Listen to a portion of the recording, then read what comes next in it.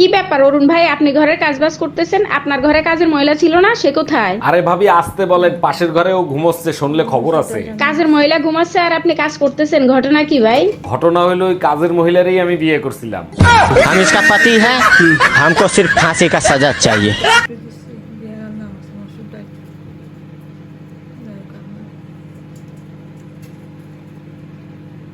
Match খেলা হয়েছে, খুব সুন্দর ইয়ামি।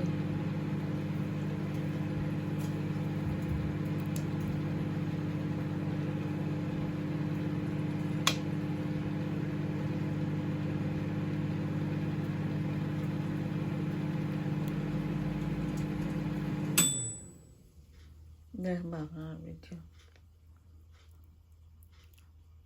মসুর ডাল রান্না খুব সুন্দর হয়েছে।